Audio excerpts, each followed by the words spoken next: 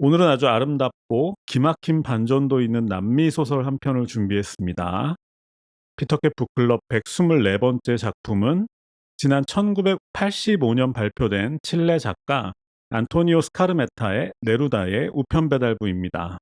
이 책은 1969년부터 73년까지 칠레의 이슬라 네그라라는 작은 어촌 마을을 배경으로 칠레의 위대한 시인이었던 파블로 네루다와 마리오라는 청년의 이야기를 통해서 문학이 세상을 어떻게 바꾸는지에 대해서 이야기하는 소설입니다. 먼저 파블로 네루다에 대해 간단하게 알아보고 시작하겠습니다. 라틴 아메리카 시인을 대표하는 파블로 네루다는 1904년에 태어나서 1973년 사망한 칠레의 민족 시인이고요. 그리고 칠레 민중을 위해서 정치 활동에도 활발히 참여했고 1971년에는 노벨 문학상을 수상했습니다. 네루다의 가장 큰 특징이라면 시인이라는 직업이나 정치인으로서의 이력을 들으면 투사 이미지를 떠올리기가 쉬운데, 그런데 실제로 이 네루다는 사람들을 너무 좋아해서 언제나 많은 사람들과 함께 어울렸다는 것이 이 네루다 시인의 가장 큰 특징이라고 합니다. 그러니까 이 소설에 등장하는 마리오하고 네루다가 마치 친구처럼 어울리는 모습은 시인의 실제 모습이었던 거죠. 그리고 이 소설의 배경인 이슬라 네그라는 칠레어로 검은 섬이라는 뜻인데, 실제로 네루다가 이곳을 너무 좋아해서 이곳에 머물기도 했고 또 죽은 뒤에도 이곳에 묻히길 원했을 정도였다고 합니다. 그리고 고향 칠레의 바다를 너무 사랑했던 네루다는 글을 쓸 때도 항상 칠레의 바다 색깔과 닮은 초록색 펜만 사용했다고 하죠. 자, 이제 줄거리 소개를 시작하겠습니다. 배경은 1969년 칠레의 이슬라 네그라라는 작은 어촌 마을입니다. 주인공 마리오는 이제 17살이 된 어린 청년이고요. 그리고 그 마을의 남자들은 당연히 대부분 어부였을 거고 마리오의 아버지 또한 마찬가지였습니다. 그런데 마리오는 어부가 되는 걸 끔찍하게 싫어해서 이 핑계 저 핑계를 대면서 계속해서 배 타는 것을 거부했고, 그리고 아버지는 당연히 언제까지 그렇게 빈둥거리기만 할 거냐고 타박을 했겠죠. 그러다가 우체국에서 오직 한 사람을 위한 우편 배달부를 모집한다는 공고를 보고 거기에 지원하게 되는데, 그 대상이 바로 파블로 네루다였던 거죠. 그렇게 해서 마리오는 네루다의 우편 배달부가 됩니다. 오직 한 사람만을 위한 배달부였던 거죠. 자, 말씀드렸던 것처럼 마리오는 17살의 어린 청년입니다. 한창 이성에 대한 호기심이 넘쳐날 시기였는데, 하지만 마을 여자들은 그를 거들떠 보지도 않았겠죠. 그러던 차에 마리오는 이것이 엄청난 기회라고 생각했습니다. 왜냐하면 위대한 시인인 네루다의 친구가 되면 모두가 그를 우러러볼 거기 때문이었죠. 그래서 마리오는 편지를 배달하면서 호시탐탐 네루다하고 친해질 기회를 노리게 됩니다. 하지만 그렇게 마리오가 네루다하고 친해지려고 마음을 졸이고 있음에도 불구하고 네루다는 마리오에게 처음에는 아무런 관심도 보이지 않았습니다. 그러니까 결국 마리오가 삐져가지고 네루다 앞에서 침울한 표정을 짓고 있으니까 네루다가 그 이유를 물어보죠. 그러면서 이제 이런 대화가 시작됩니다. 왜 전봇대처럼 서 있느냐? 그랬더니 마리오가 "창처럼 꽂혀 있다는 말인가요?" 이렇게 물어보고, "아니, 체스의 탑처럼 고즈넉하다."라고 말하니까 마리오가 "도자기 고양이보다 더 조용한가요?" 그런 대화를 나누다가 두 사람은 결국 메타포에 관한 대화를 나누게 됩니다. 자, 여기에서 메타포에 대한 본래 의미를 좀 짚어보고 넘어가겠습니다. 메타포는 고대 그리스어로 어떤 의미를 한 영역에서 다른 영역으로 옮기는 것을 말합니다. 예를 들어서 시간은 금이다라고 할 때 시간의 속성을 금으로 옮기는 거죠. 그래서 시간의 속성을 금으로 옮기면 시간이 금만큼이나 귀하다는 걸 강조하게 되는데, 이것이 메타포의 본질인 거죠. 이렇게 두 사람은 메타포에 관한 대화를 나누다가 마침내 마리오는 자신도 네루다처럼 시인이 되고 싶다라고 얘기를 하고요. 그러니까 네루다가 왜 시인이 되고 싶냐고 물어봤겠죠. 그랬더니 그 질문에 대해서 마리오는 시인이 되면 하고 싶은 말을 다 할 수 있기 때문이라고 대답합니다. 이것이 이 책에서 가장 중요한 문장 중에 하나입니다. 시인이 되면 하고 싶은 말을 다 할 수 있기 때문이다. 그래서 그런 대화를 나누다가 결국 네루다는 마리오에게 바다의 움직임을 관찰하면서 메타포를 한번 만들어 보라고 권하게 되고요.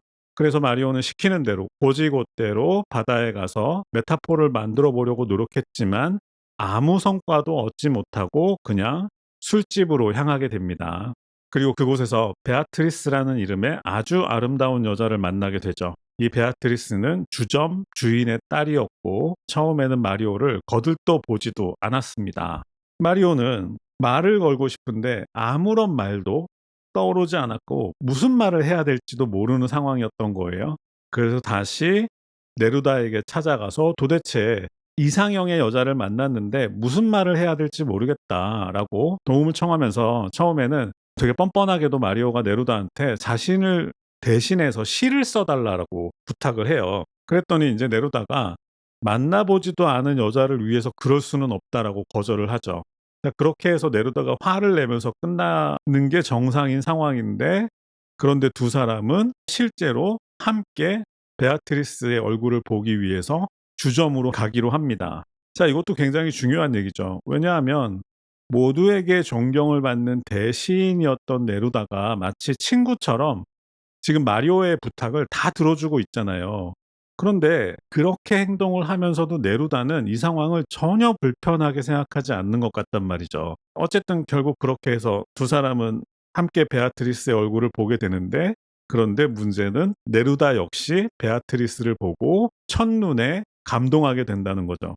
아, 이런 여인이면 마리오가 첫눈에 반할 수도 있겠다. 거기에 대해서 공감을 한 거죠. 그런데 인제 이 상황에서 네루다는 당시 칠레 대통령 후보로 지명되어서 마을을 떠나게 되었고 마리오는 모든 것을 혼자서 해결할 수밖에 없는 상황에 처했습니다. 하지만 그 사이 마리오는 네루다의 시 몇 편을 외울 수 있었고 이것을 바탕으로 선거 연설회장에서 네루다의 시를 외워서 낭송하기도 했고 베아트리스에게 시적인 말도 들려줄 수 있게 되었습니다. 이때 등장한 문장이 당신의 미소가 나비의 날개처럼 번진다. 이런 얘기도 해줄 수 있게 되었습니다.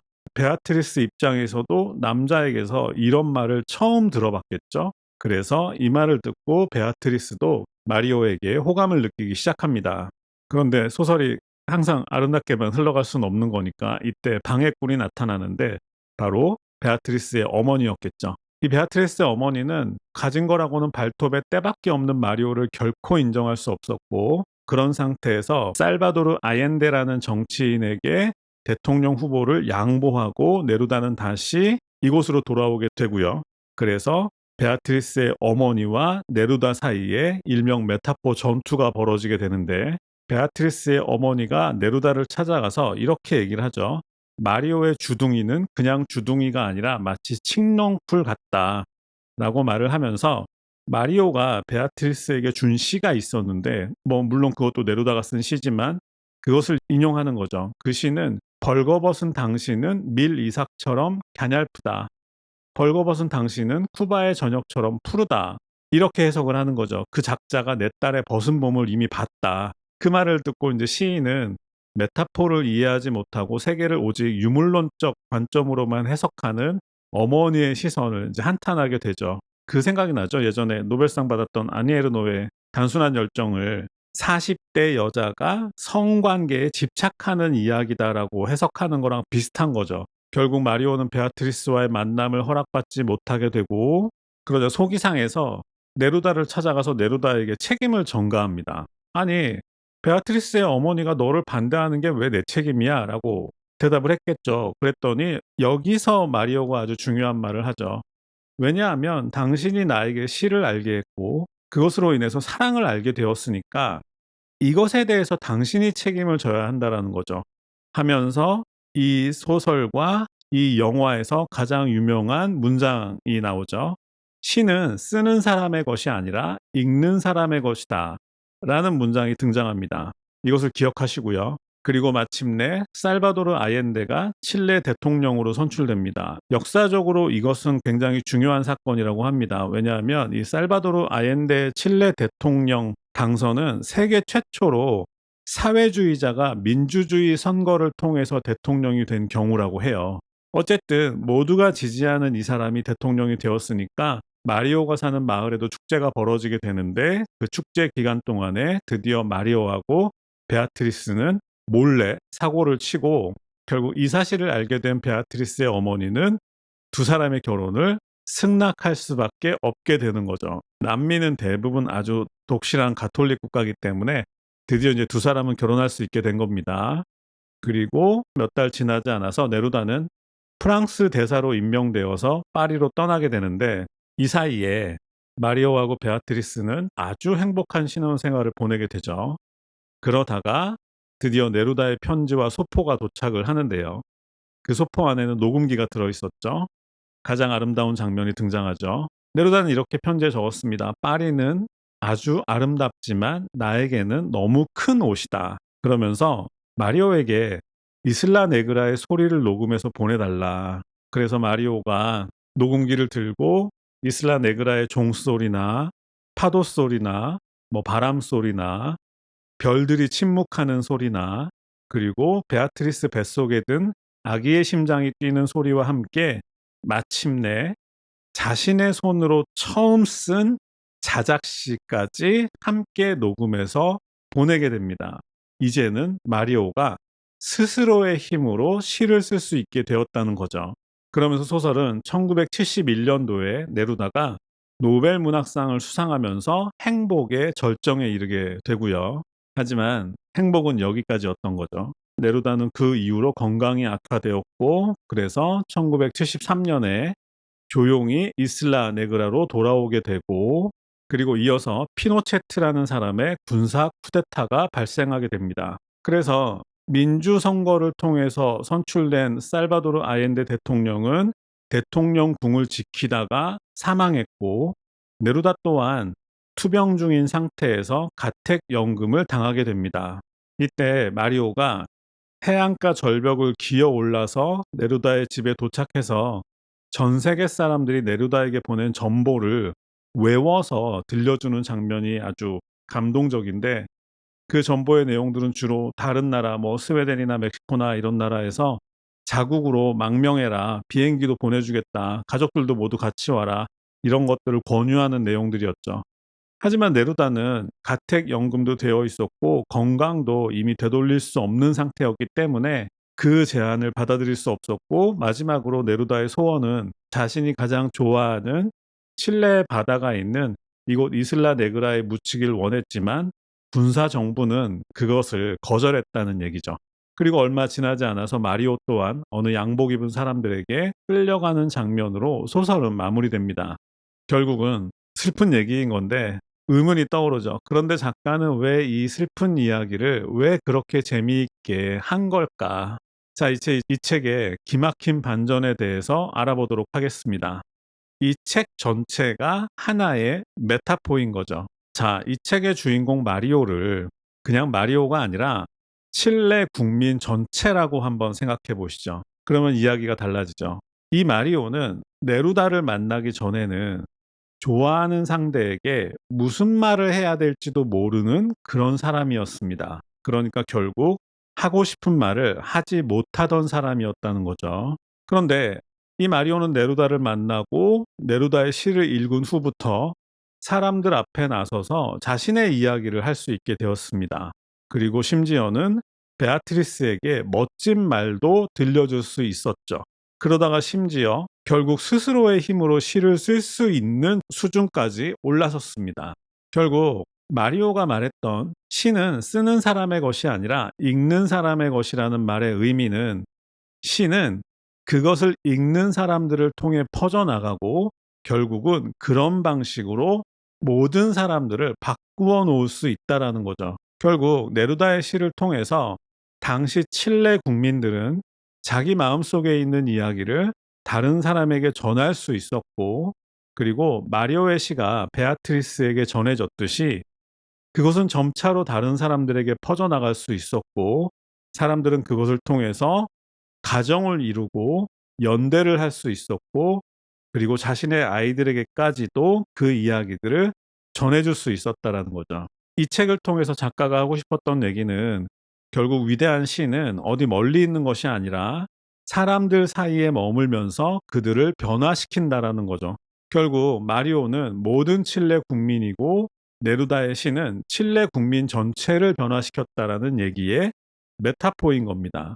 게다가 이 책 안에 들어있는 그 수많은 재미있는 시들 있잖아요. 그 시들조차도 사실은 작가는 중의적 의미를 가지고 포함을 시킨 거죠.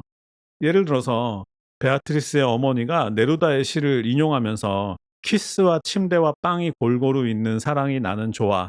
아침도 침대에서 같이 먹자는 수작이다. 라고 해석을 하는데, 다르게 해석을 해보면 먼저 키스는 인간의 감정과 열정을 상징하는 것이고, 또 침대는 육체적 결합을 의미하는 것이고, 마지막으로 빵은 인간의 일상을 의미한다고 볼 수 있는데, 그렇게 보면 키스와 침대와 빵이 골고루 있는 사랑이라는 문장의 의미는 사랑은 단지 낭만이나 욕망이 아니라 두 사람이 기쁘고 슬픈 삶 전체를 함께 나누는 행위다. 이렇게 해석할 수도 있다라는 거죠. 실제로 네루다는 현실에서 분리된 추상적 이상이나 관념론적 낭만주의를 매우 싫어했다고 합니다.